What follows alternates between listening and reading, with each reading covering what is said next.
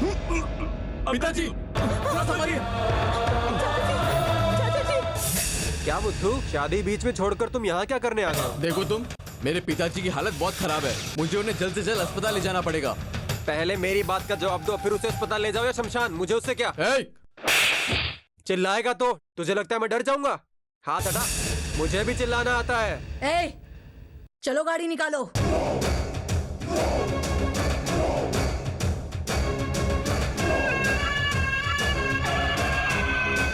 देखो, शादी अभी नहीं तो बाद में भी किया जा सकता है। अगर मेरे पिताजी की जान चली गई ना तो वापस नहीं आएगी। तुम्हारे पिताजी की जान से ज्यादा हरिणी के पेट में जो बच्चा है उसकी जान ज्यादा जरूरी है। वो भी जान है ना? देखो, अगर तुमने इसमें रुकावट की ना तो मैं तुम्हें मारकर मेरे पिताजी को अस्पताल ले जाऊंगा। सोचा तो बहुत ही अच्छा है, इस तरह से वादा करके नाटक करने का कब से सोच रखा था। पहले मेरी बात का जवाब दो, फिर जाओ यहाँ से, वरना यहाँ से हिलने नहीं दूंगा। शादी होगी लेकिन अभी नहीं। तुम्हें जो मर्जी है वो करो, मैं किसी से भी नहीं डरता। जो करना है कर ले। अरे गाना निकलो। पिताजी, पिताजी, चलिए पिताजी, उठाओ इन्हें।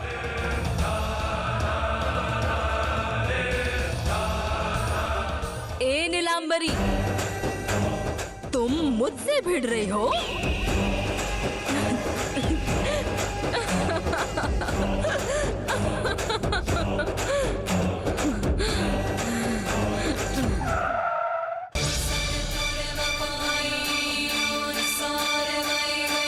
माँ, अरे माँ सुनो ना।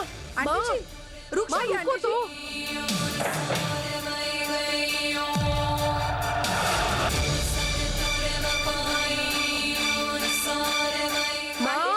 माँ रुको, रुकिए।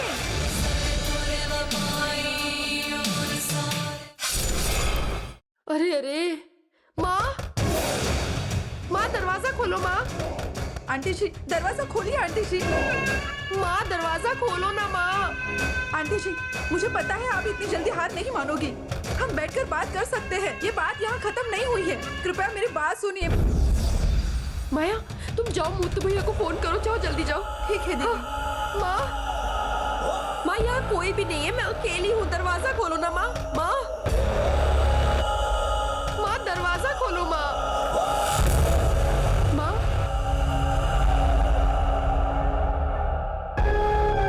माँ, पिताजी की बात से परेशान हो रही हो क्या? आप चिंता मत करो माँ, कोई ना कोई रास्ता निकल आएगा। मेरा ध्यान सिर्फ मुत्थू पर है शर्मिला। तुम्हारे पापा के बारे में या पापा की कही बातों के बारे में, इस मामले में मुत्थू कैसा बर्ताव करता है ये मुझे जानना है। क्योंकि मेरे सपनों का महल बनाने के लिए मैंने न जाने कितनी मेहनत की है, ये सिर्फ मैं ही जानती हूँ। मुझे लगता है मेरी वो सपनों की इमारत कभी भी गिर सकती है।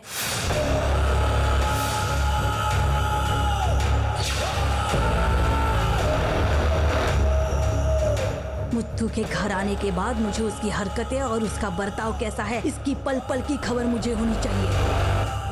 ठीक है माँ। उसे मेरे पास आकर, छोटी माँ, पापा ने गलत कहा। मुझे तुमसे कोई गलतफहमी नहीं है, छोटी माँ ऐसा कहेगा। तब जाकर मुझे पता चलेगा कि वो बदला नहीं है। अगर ऐसा नहीं किया तो समझ लेना कि कुछ ना कुछ गड़बड़ जरूर है।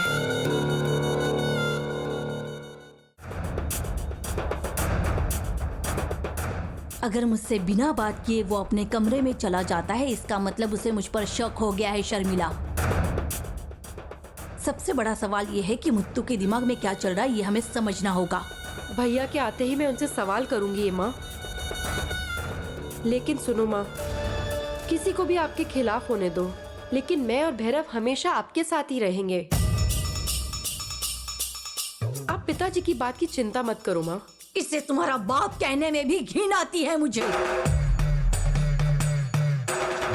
इस नीलांबरी के खिलाफ साजिश कर रहा है ना वो।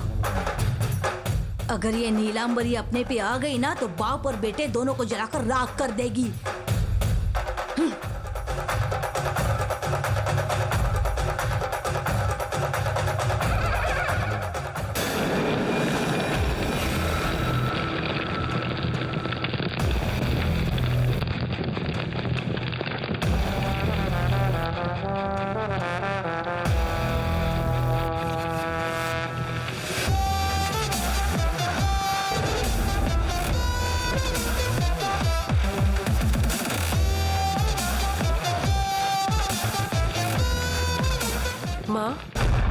माँ चिंता मत करो माँ, लगता है मुत्तू भैया आ गए हैं। आप बैठो माँ, बैठो माँ।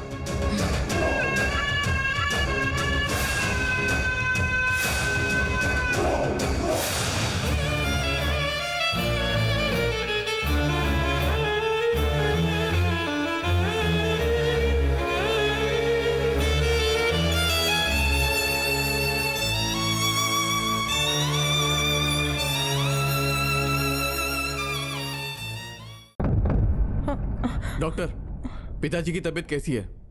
जी अभी ठीक है, अभी जान को कोई खतरा नहीं है। होश आने में थोड़ा समय लगेगा, उसके बाद ही कुछ कह सकते हैं। बहुत बहुत धन्यवाद। मुत्तू, भगवान बहुत महान है। अंकल जी को कुछ नहीं हुआ। जब मैंने खून देखा था मैं बहुत डर गया था। माँ चामुंडेश्वरी ने चाचा जी की जान बचा ली। अगर उनसे हम प्रार्थना करते हैं तो सब ठीक हो जाता है। आपसे शादी करने के लायक नहीं हूँ मैं मुत्तू जी। गर्भाशय में चोट लगी है मेरे, मैं कभी माँ नहीं बन सकती, ऐसा डॉक्टर ने कहा है। बेली, तुमने ये बात मुझसे क्यों छुपाई? कौन सी बात मुत्तू जी? तुमने कहा ना कि तुम्हें बच्चा नहीं होगा, मैं उस बारे में पूछ रहा हूँ। मैंने कुछ भी नहीं छुपाया मुत्तू जी, सच में। मेरे गर्भाशय में चोट लगी है। डॉक्टर ने साफ साफ कहा है कि मैं कभी माँ नहीं बन पाऊंगी। ये सब बातें तो डॉक्टर मरीज से नहीं कहते ना।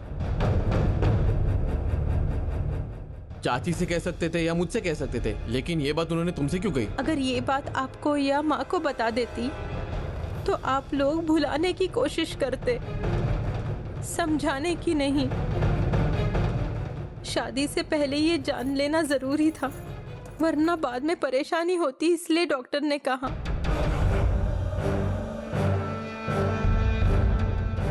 ऐसी बातें साफ साफ कहने वाला डॉक्टर आजकल मिलना बहुत मुश्किल है। बेली, हाँ मुत्तू जी। क्या तुम मुझे उस डॉक्टर से मिलवाओगी? मैं उनसे बात करना चाहता हूँ। चलो।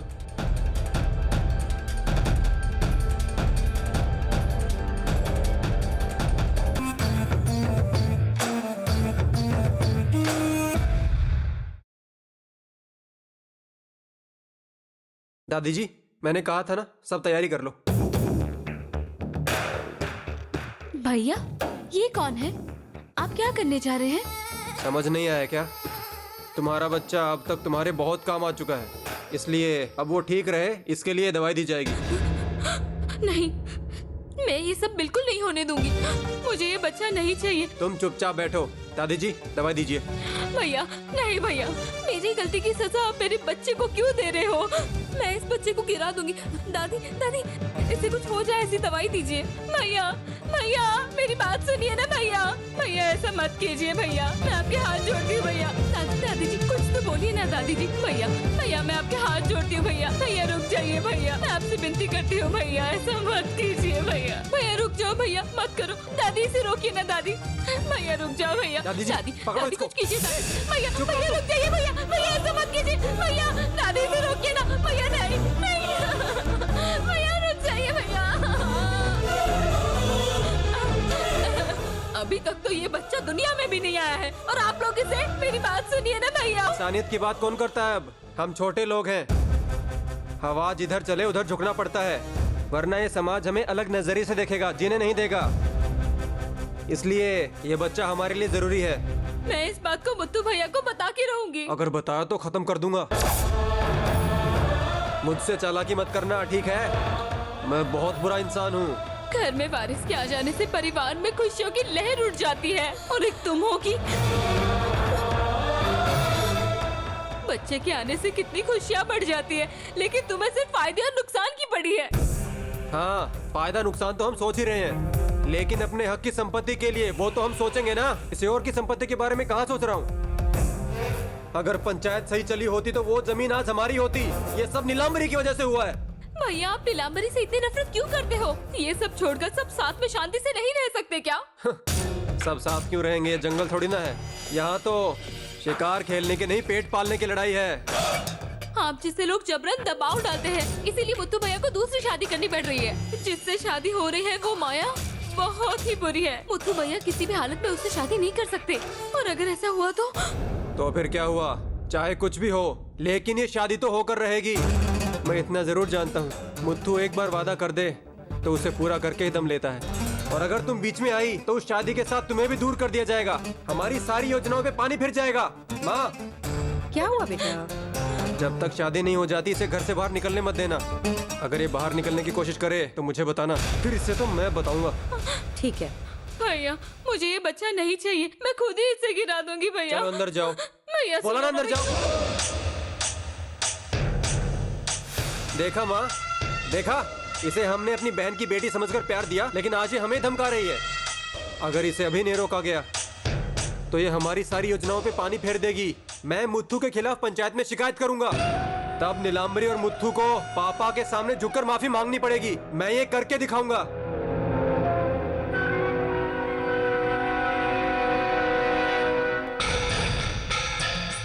हाँ बोलिए। क्या डॉक्टर शांति यहाँ पर है? नहीं है। क्यों, क्या हुआ? वो दरअसल बेली का इलाज यहाँ चल रहा था, उसकी रिपोर्ट के बारे में थोड़ी जानकारी लेनी है। रिपोर्ट तो सुबह ही दे दी थी। बेली, मुत्थू जी, उस दिन डॉक्टर ने क्या कहा था वो समझ नहीं आया। जब मैं यहाँ से निकली तब तो मुझे समझ ही नहीं आया कि वो रिपोर्ट मेरे पास रखना है या फिर यही रख कर जाना है। तुम्हारे पास दिमाग है या नहीं? कुछ भी पूछो तो कह देती हो कि मैं भूल गई हूँ। बस भगवान की पूजा करने से कुछ नहीं होता। क्या जरूरी है और क्या नहीं है पहले तुम अच्छे से समझ लो। आगे से मुझसे पूछे बिना तुम कुछ नहीं करोगी, समझ गई ना? अच्छा, अब रोना बंद करो। आगे से ऐसा कुछ नहीं बोलूंगा। बहुत हुआ रोना, अब तुम चुप हो जाओ। अब क्या? अब मुझसे माफी मत मांगो, अपने भगवान से माफी मांगो। आपने जो कुछ भी कहा बस वही काफी है। मैं अब अगले बार ध्यान रखूंगी।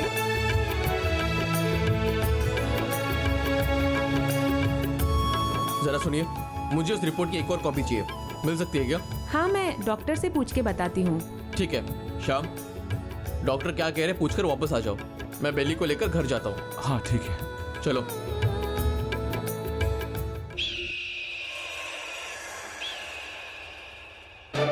भैया, भैया, पिताजी कैसे अब? कम से कम तुमने तो पूछा।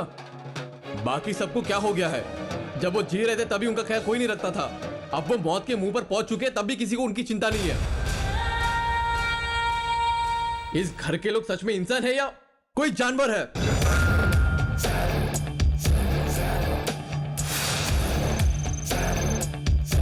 जानवर भी इंसान से काफी बेहतर होते हैं। अगर उनके परिवार में कोई मरने आया हो तो कम से कम उन्हें बचाने की कोशिश करते हैं। लेकिन तुम लोग थू।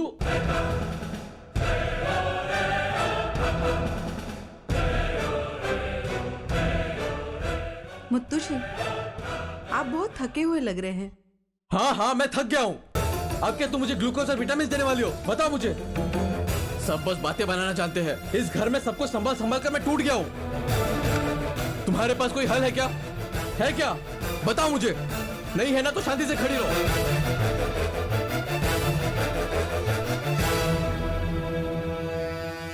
इस वक्त मुत्तू जी से बात करना सही नहीं होगा।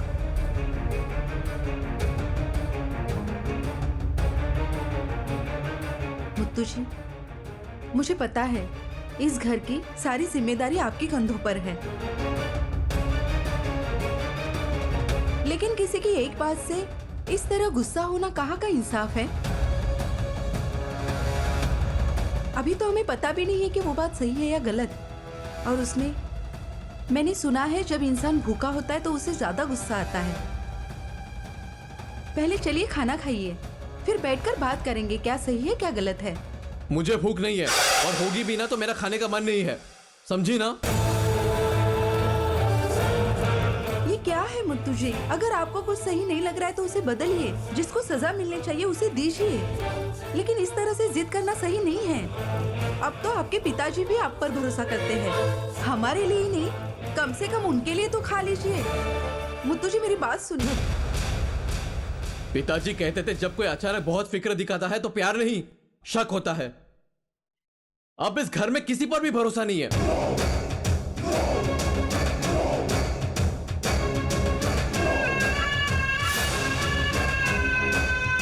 बेली, हाँ मुथु जी।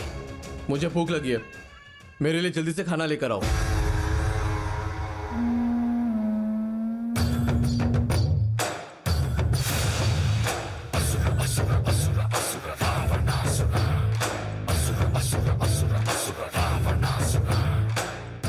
मुझसे ज्यादा आप बेली पर भरोसा कर रहे, ठीक है, लेकिन किसी भी हाल में मैं उसे आपके करीब नहीं आने दूंगी।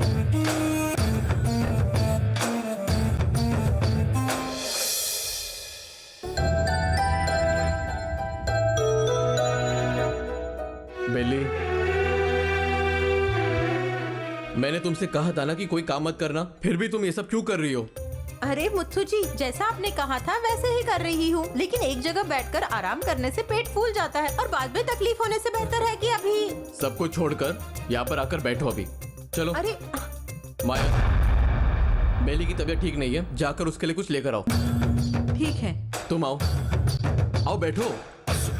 अरे मुथु जी, कुछ नहीं हुआ मुझे। तुम यहाँ चुपचाप बैठो, समझी ना? मैंने कितनी बार कहा तुमसे बेली की कोई काम मत करना। भैया, श्याम भैया ने रिपोर्ट भेजी है, ये लीजिए। ठीक है, शाम को बुला लो। ठीक है भैया। बेली, इसे संभाल कर रखो, हम किसी और डॉक्टर को दिखाएंगे। भैया, भैया, वो क्या हुआ शर्मिला? छोटी बहू, क्या हुआ? शांत हो जाओ। माँ अपने कमरे में फांसी लगा। क्या? हम चलिए भैया। छोटी माँ,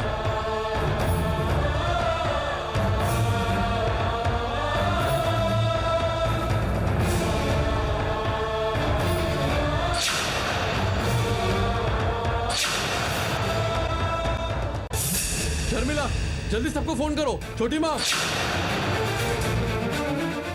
छोटी माँ, छोटी माँ, क्या करो? छोटी माँ, छोटी माँ, माँ, छोटी माँ, माँ, ऐसा मत कीजिए। मैं आपके पैर पड़ता हूँ माँ। छोटी माँ, आप ऐसे मत कीजिए। छोटी माँ, किसी पर बोझ बनना नहीं चाहती मुत्तू। छोटी माँ, मेरी बात सुनिए। छोटी माँ, छोटी माँ, मैं आपके सामने हाथ जोड़ता हूँ।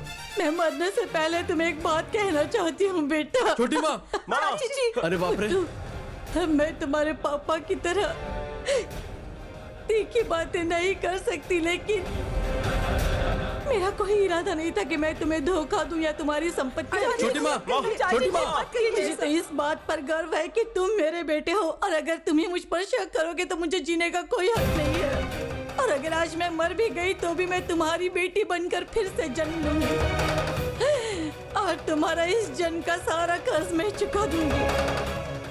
तुम खुश रहना बेटा, लेकिन मेरी एक बात ध्यान में रखना, मैंने तुम्हारे लिए कभी कुछ बुरा नहीं चाहा।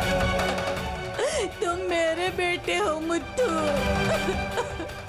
मैं तुम्हारे बिना नहीं रह सकती, इसलिए मैं ये कदम उठा रही हूँ। तुम खुश रहना, हमेशा खुश रहना। छोटी माँ, छोटी माँ, उठाओ, उठाओ, छोटी माँ, जल्दी निकालो। जल्दी करो। नहीं, मुझे माँ, जीना नहीं है। क्या कर रहे हो छोटी माँ? जल्दी खोलो। माँ, माया, जाओ जाकर पानी लाओ। हाँ ठीक है, लाती हूँ। ये आप क्या कर रही थी माँ? को ऐसा करने की क्या जरूरत है छोटी माँ? बताइए, हमें ऐसा आपने क्यों किया?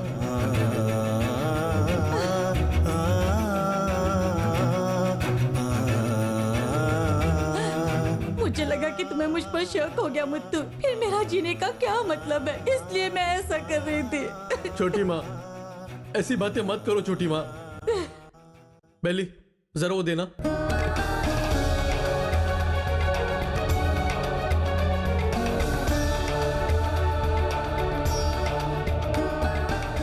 पिताजी ने जो कुछ भी किया उस पर मैं गुस्से से चिल्लाया था।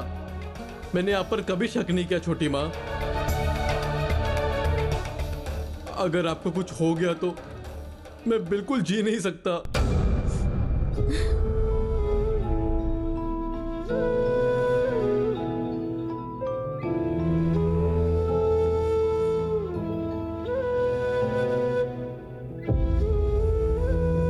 आपके अलावा मेरा कोई नहीं है छोटी माँ, मेरे लिए बस आप ही है। जब तुम्हारे पापा चिल्ला रहे थे तो मैंने सोचा कि मेरी तरफ से एक शब्द भी नहीं बोलोगे तुम, लेकिन जब गुस्से में तुम घर आए और बोला तो मेरा दिल ही टूट गया मुत्तू।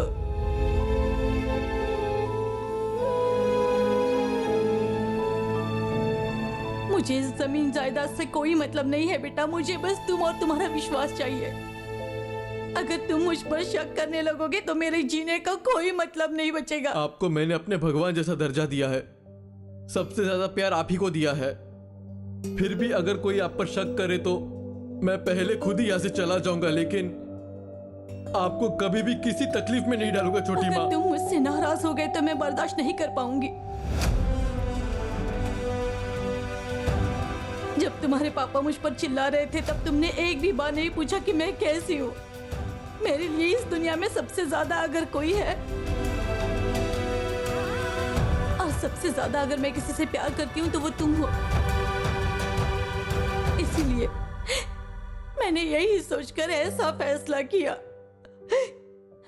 सब कहते हैं कि मेरी नजर तुम्हारे जायदाद पर है, पर उन्हें क्या पता कि मेरी सबसे बड़ी जायदाद तुम हो। ये बात वो लोग नहीं जानते हैं ना मुत्तू।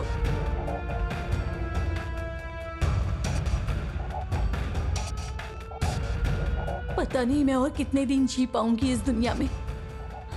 वो भगवान न जाने मुझे कब बुला ले, ये नहीं जानती। ऐसा मत कहिए छोटी माँ। सब लोग कहते हैं कि मैं अपने बेटे को ये जमीन देने की कोशिश कर रही हूँ, लेकिन सब झूठ कह रहे हैं। तुम्हारे पिता तुम्हारे नहीं मेरे बच्चों के भी पिता हैं।